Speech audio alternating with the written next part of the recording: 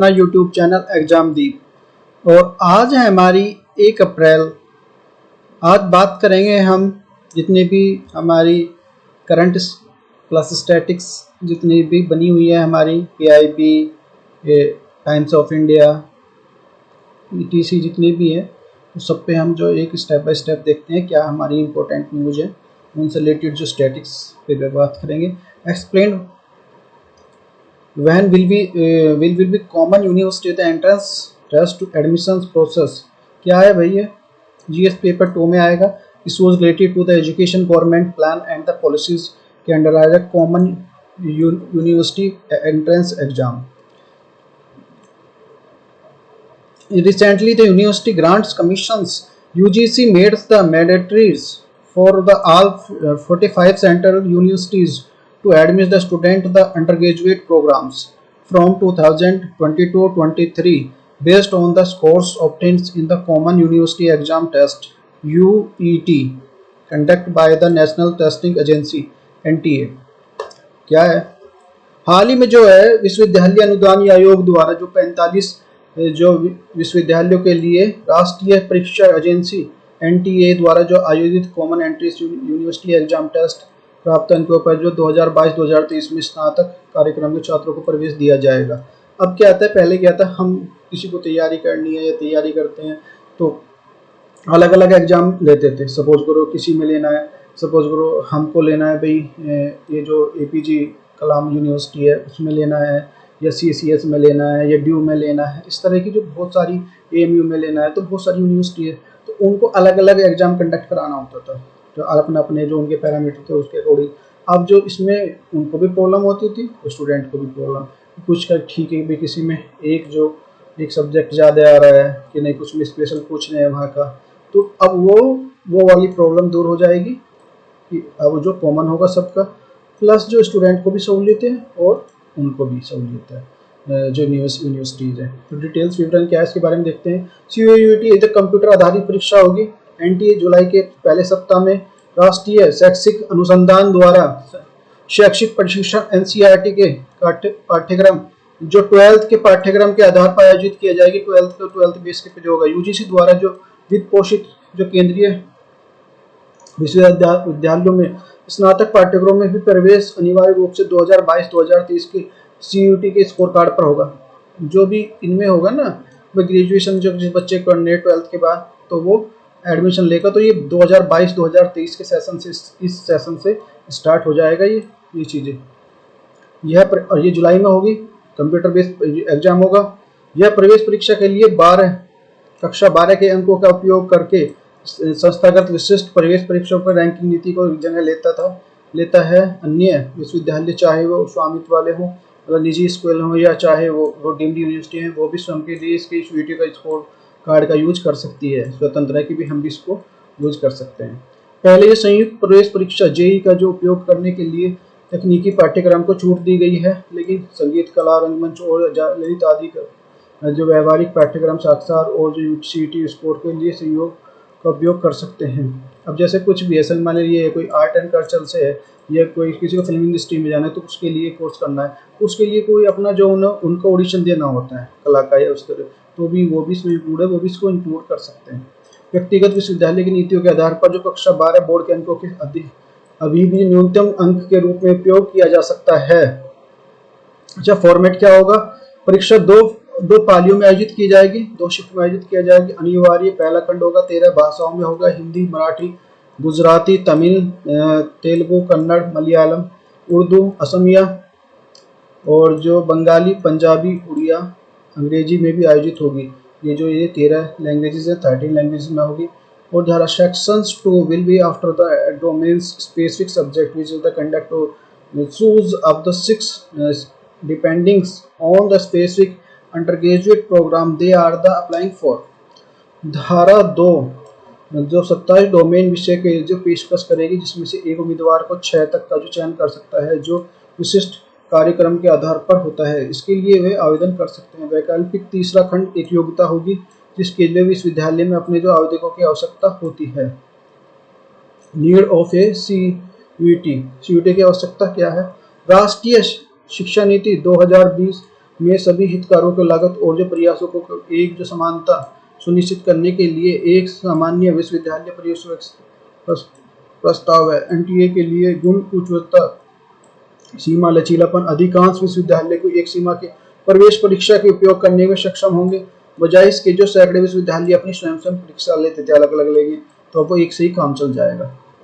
इस प्रकार की यह है जो छात्रों, विश्वविद्यालय, कॉलेज और संपूर्ण प्रणाली के लिए बोझ काफी कम करने के लिए होता है। सीयूटी के लिए उन छात्रों को समान अवसर चाहते हैं, विशेष रूप से दूरस्थ ग्रामीण क्षेत्रों से, क्योंकि छात्रों में कई प्रकार के प्रवेश परीक्षा नहीं बैठना पड़ेगा। इससे जो वित्तीय लागत भी वे भी कटौत होगी कि वो से भाई अब बच्चा है, ऐसा तो यानी उसकी इनकम है, कोई कुछ मान लीजिए जॉब कर रहा है तो वो घर वालों से लेगा, घर वाले भी बोलेंगे भाई तू इतने तो एग्जाम दे रहा है, तो अब उसको एक बार अलग अलग जो उसमें एडमिशन के लिए अलग अलग कॉलेज के लिए अलग अलग यूनिवर्सिटी के लिए एडमिशन वो देने की जरूरत नहीं है। एक उसे अच्छी तैयारी करके उसी को दे दे, उसी से उसका उसी के बेस पे एडमिशन हो जाएगा। अच्छा, क्रिटिसिज्म भी होता है, कुछ आलोचना भी होती है। क्या है क्रिटिसिज्म, किसका है? जेई के लिए एनजीटी जो सामूहिक प्रवेश परीक्षा के बारे में बड़ी शिकायत यह है कि वो बड़े पैमाने पर कोचिंग उद्योग को बढ़ावा देगा, कि जैसे भाई बड़ा उद्योग वो देगा, कैसे देगा?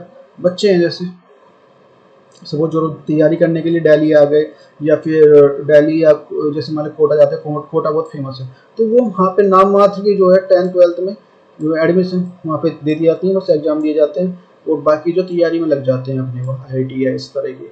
तो इसलिए उन पे जो ये जो उसको कोचिंग को बढ़ावा देगा, हर चीज़ का वो तो होता ही है, प्लस और नेगेटिव, प्लस और माइनस पॉइंट तक है। सीटी के माध्यम से इलाके को भी जो असमान बना देगा। इस प्रकार जो फिल्टर के फलस्वरूप जो माता पिता और जो छात्रों की कोचिंग की अतिरिक्त खर्च करना होगा और उसके लिए पृष्ठभूमि या आने वाले जो हाशिए पर रखना होगा। सीयूटी विश्वविद्यालय की स्वायत्तता और जो अनूठी विशेषताओं पर अंकुश लगाएगा। दूसरी चिंता यूटी के जो स्कूली छात्र पर प्रभाव है। जेई और जो एनटीए जैसी परीक्षाओं के लिए जो छात्रों को कोचिंग सेंटर को दाखिला लेने के लिए प्रोत्साहित करती है। उनकी जो कक्षा 11 और 12 की कक्षा पूरी तरह जो विकसित की जाती है, जो मैंने बताया कि नाम मात्र कि ठीक है तुम्हारा एडमिशन हो गया, तुम्हें बस एग्जाम देने जाना, बाकी तुम उस पर कंसंट्रेट करो, ये होता है उनका। सीयूटी का प्रभाव बहुत व्यापक पैमाने पर समान होगा। अच्छा, यूपीएससी क्वेश्चंस।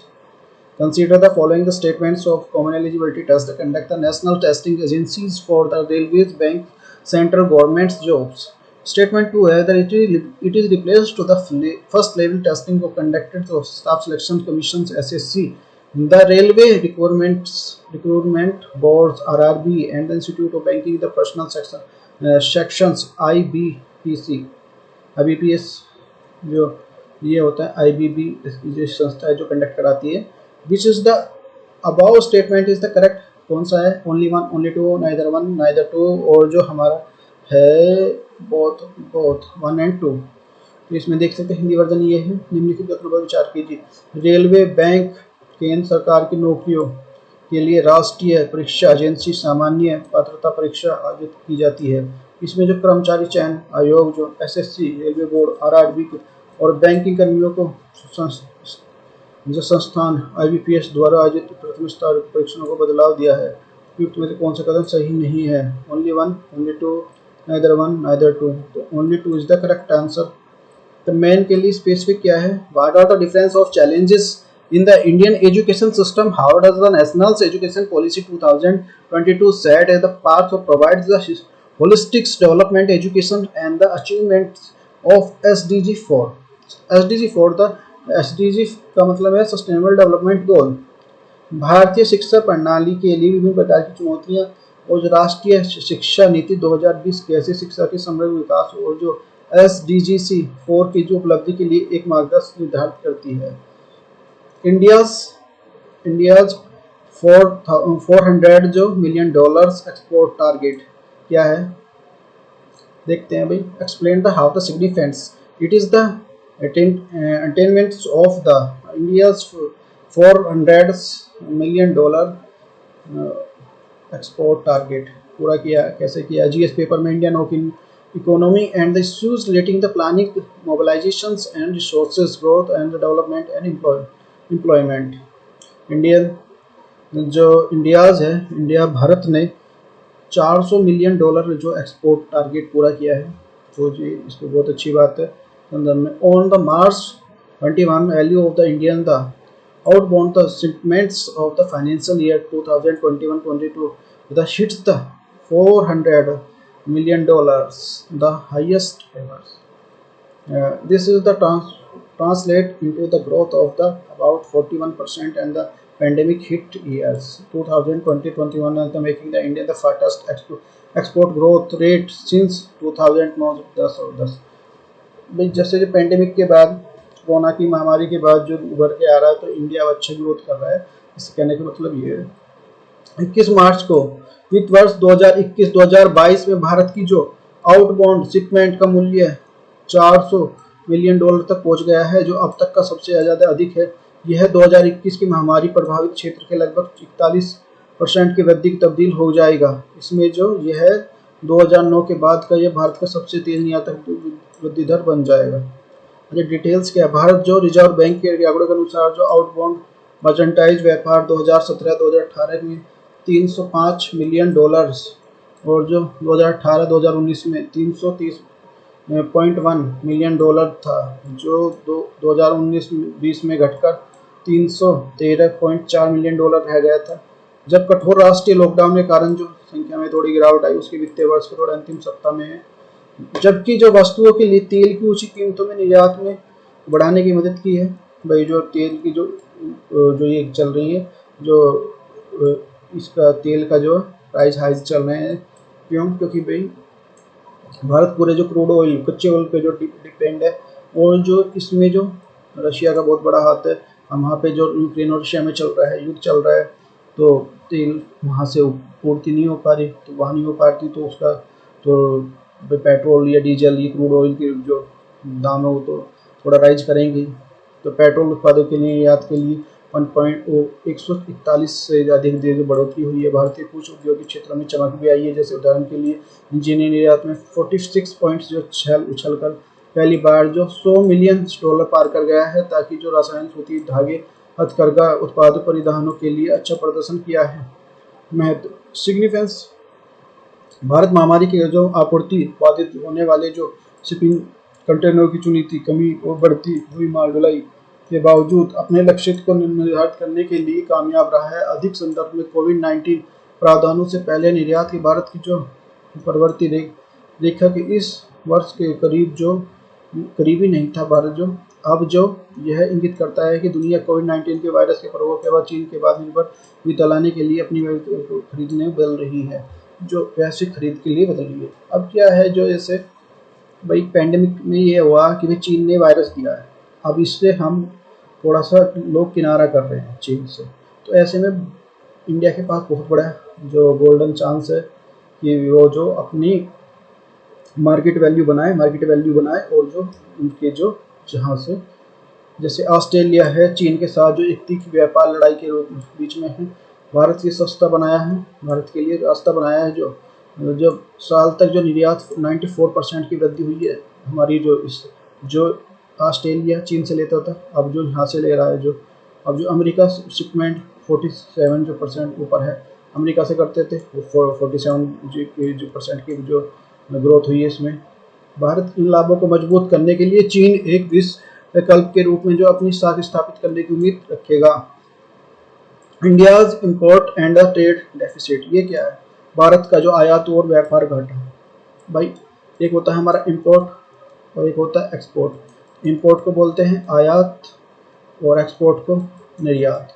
अब जो इनका जो अगर चेंजेस, हमारा आयात ज़्यादा हो जाए, निर्यात कम हो, तो इसको बोलते हैं ट्रेड डेफिसिट। जो हमारा जो घाटा, आयात निर्यात घाटा, इसको भाई ज़्यादा हो रहा है, हम मंगा ज़्यादा रहे हैं, ज़्यादा पैसों का खर्च कर रहे हैं, उसके लिए हम क्या करते हैं, जो डॉलर का यूज़ करते हैं, तो हमारे जो उसमें से जाएगा, राजकोषीय घाटे में से घाटा जो होता है उसमें से जाएगा।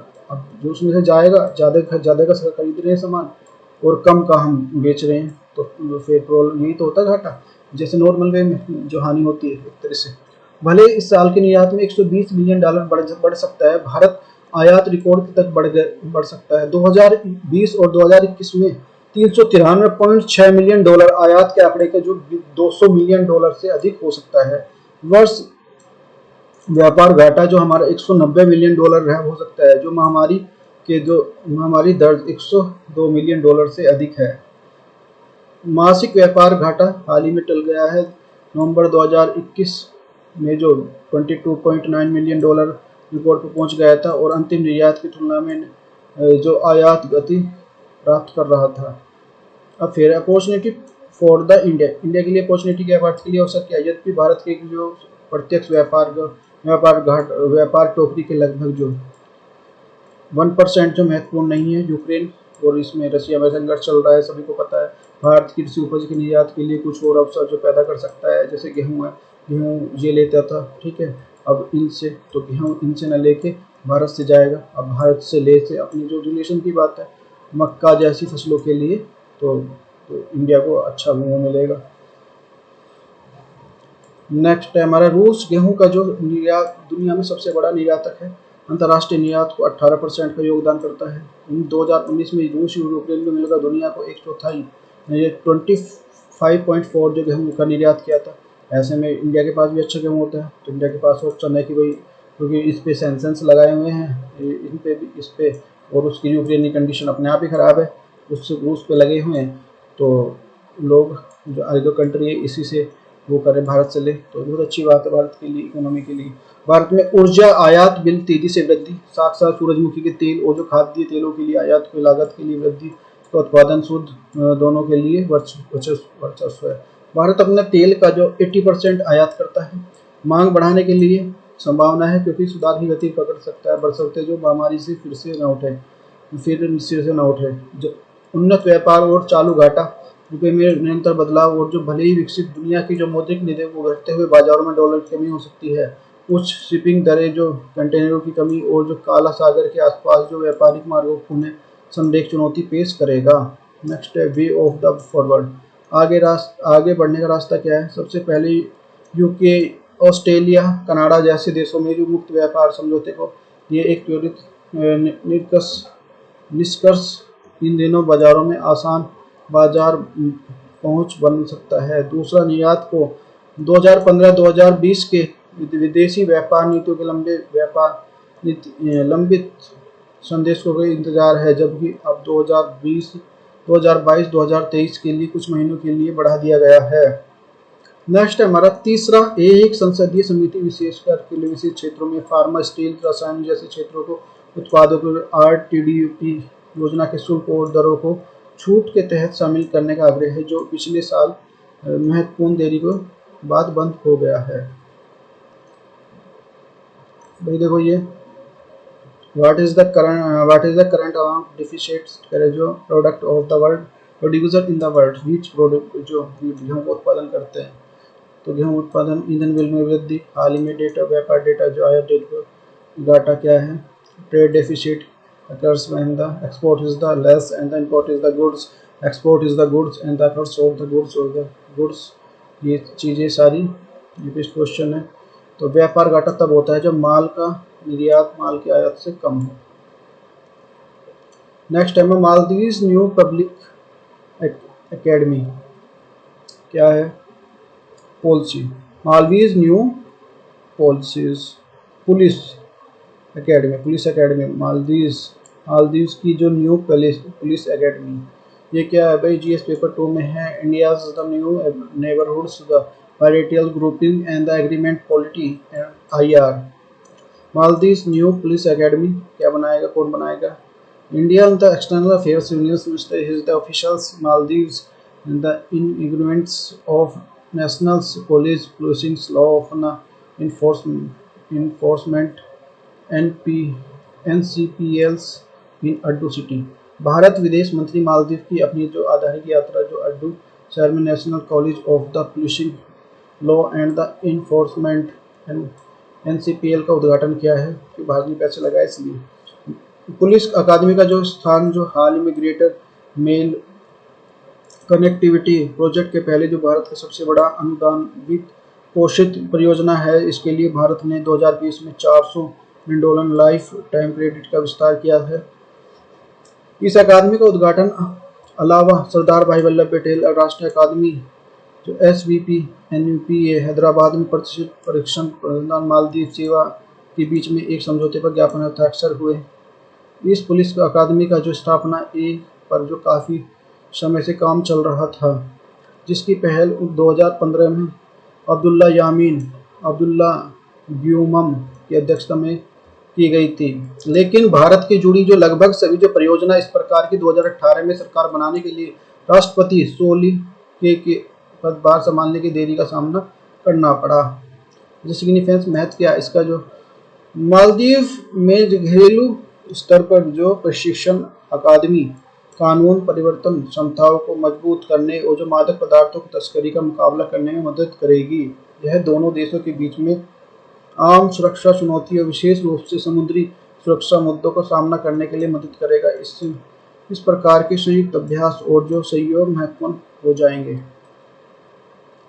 नेक्स्ट है, अड्डू शहर में इस प्रकार के परीक्षण का एक उद्देश्य हिंसक उग्रवाद, कट्टरपंथी और जो चुनौतियों का समाधान करना है और इन मुद्दों को निपटाने के लिए दोनों के बीच में एक सहयोग बढ़ाना है। Maldives radicalisation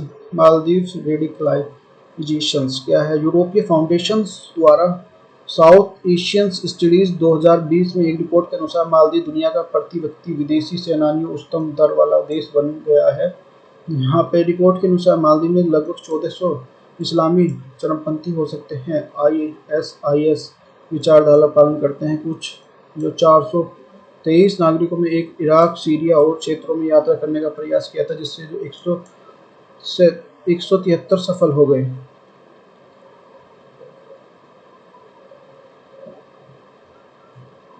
greater Male connectivity project.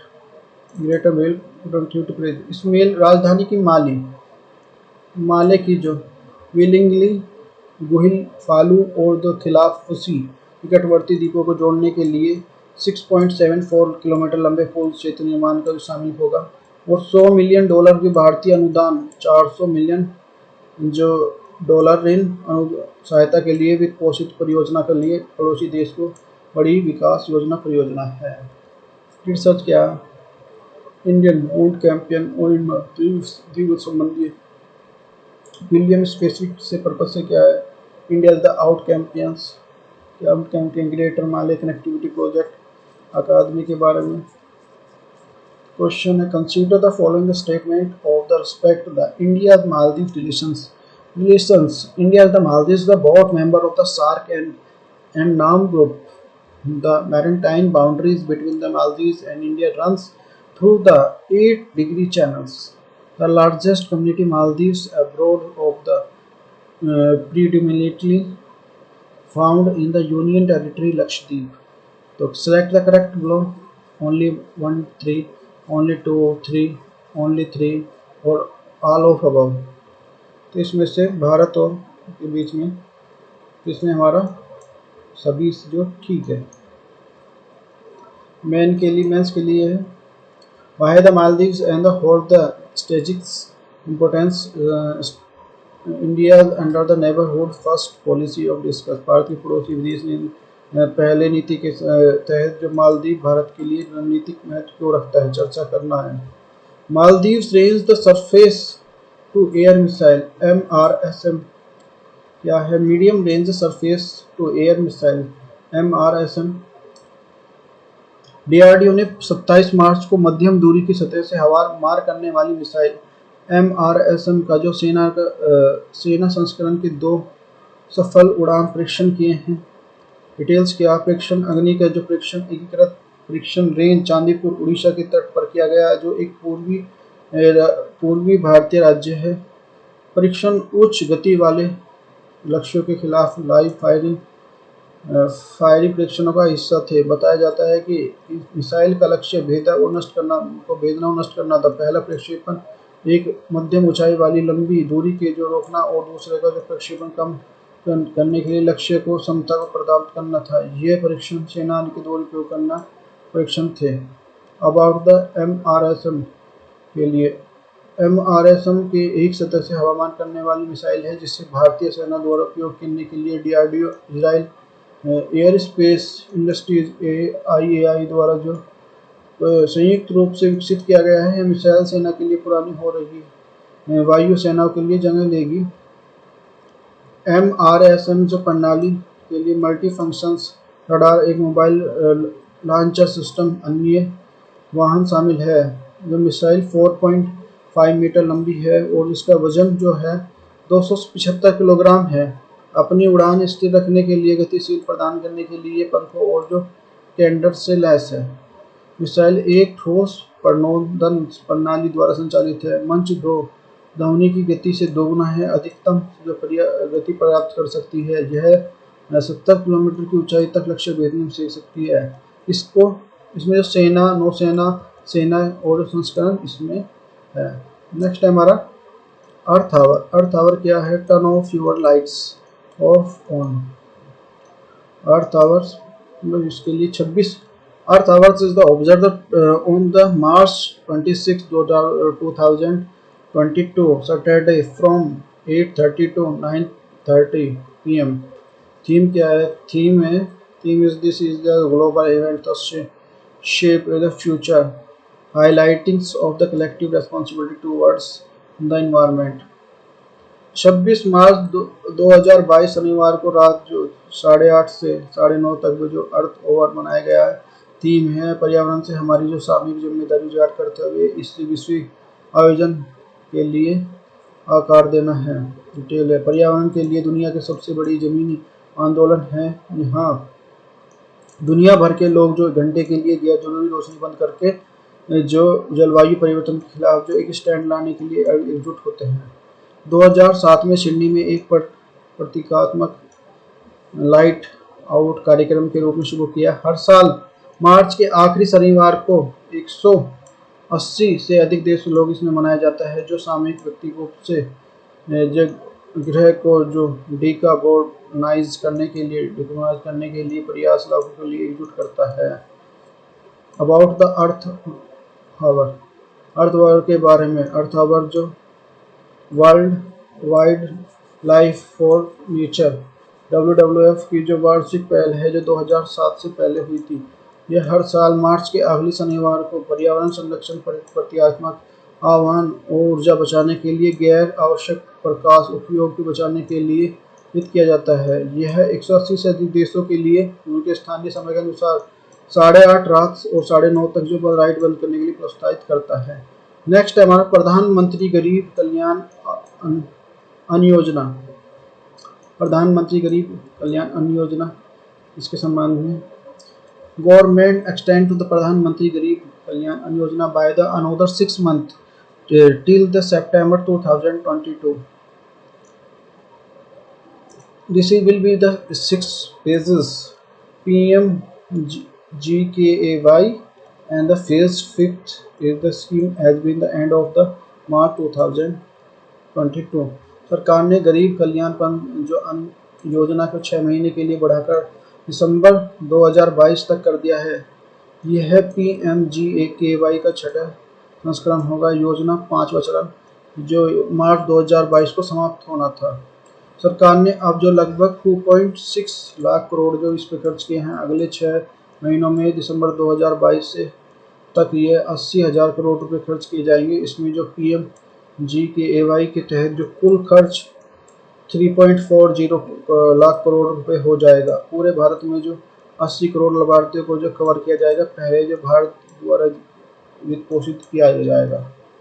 Relieve the package. The government has extended the PMG to provide the 5 kilo the food grains cost of the poor 6 months and the September 30. This is the additions of formative of the highly substantial grain to 2.2 per kilogram. About the 7.5 lakhs the tons and the free food grains distributed the cost of around 2.6 lakhs crore. Another 2.44 lakhs and the tons of the free food grains allotted in next 6 months and the estimates the cost of the 80 crore. This scheme and the announced of the March 2022 wake up the distribute the COVID-19. This will be the 6 phases the PM the GKAY and the fifth phases and the scheme towards the end of the March 31। PMJKY के बारे में, यह योजना अप्रैल 2022 में 1 महीने के लिए lockdown Covid महामारी के लिए शुरुआत की गई थी। अब जो प्रधानमंत्री गरीब कल्याण योजना के लिए PMJKY जो प्रवासियों और गरीबों के लिए मुफ्त खाद्यान्न आपूर्ति करने के लिए, गरीब आत्मनिर्भर बनाने के लिए ये एक योजना है। PMJKY दुनिया का सबसे बड़ी खाद्य परिसुरक्षा योजना है। इसका जो कोरोना संकट के दौरान जो गरीबी गरीबों के लिए पर्याप्त भोजन सुनिश्चित करना था। यह योजना का उद्देश्य राष्ट्रीय खाद्य सामग्री अधिनियम 2013 तक आने वाले प्रत्येक व्यक्ति को 5 किलो अनाज और जो गेहूं या चावल 1 किलो दाल मुफ्त प्रदान करना था। इसके अलावा जनता के लिए माध्यम से जो उपलब्ध कराए गए 5 किलो सब्सिडी वाले खाद्यान्न के अलावा वितरण प्रणाली PDS था। नेक्स्ट है हमारा भारत भाग्य विधाता।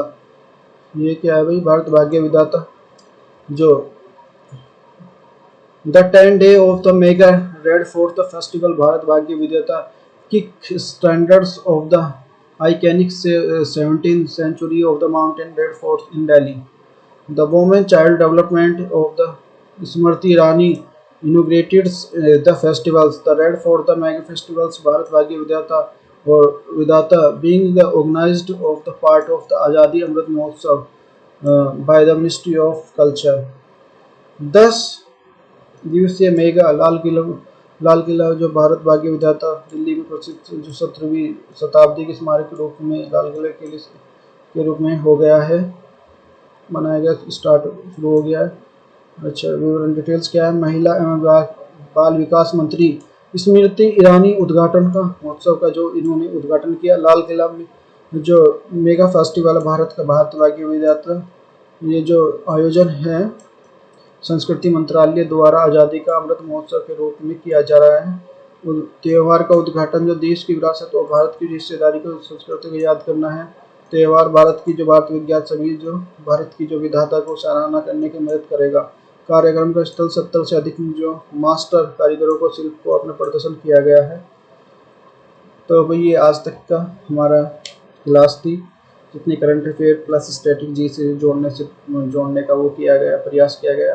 यदि मेरे द्वारा ली गई ये जो लेक्चर है आपको पसंद आया है तो वीडियो को लाइक कर दो, चैनल को सब्सक्राइब कर लो, और भाई जिसने लाइक नहीं किया